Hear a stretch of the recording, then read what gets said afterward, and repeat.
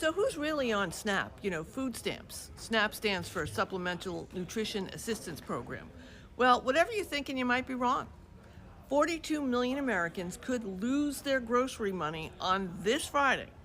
Now, think about it this way. There's 348 million Americans, and about 42 million Americans are on SNAP, and that's about 12% of our population. About 1 in 8 Americans use SNAP benefits. Let's take a look at who they are.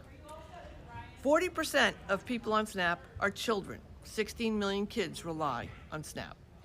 1.2 million veterans rely on SNAP. And here's something that's interesting. 22,000 active duty military families rely on SNAP. Yes, people actually serving our country rely on food stamps.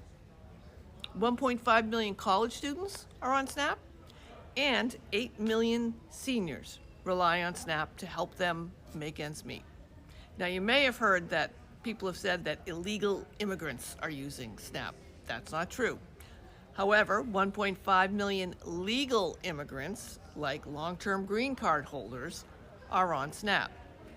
Rules were changed in July, so people who are refugees or asylum seekers, they can't access SNAP anymore.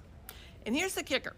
About a third of SNAP households have someone who is working a job. They just aren't making enough money to make ends meet. How much do they get? Well, the average SNAP benefit is $188 a month. That means they have $6 a day for groceries.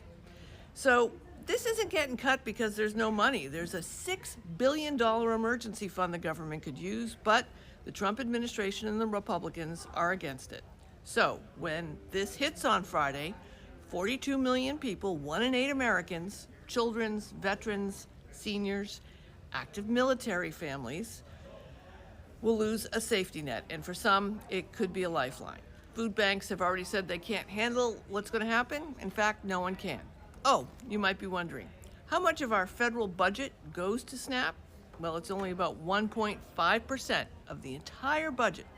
That means $288 a year Americans pay to support people who need SNAP. So, do you know someone who is on SNAP? Are you on SNAP? Can you share your story?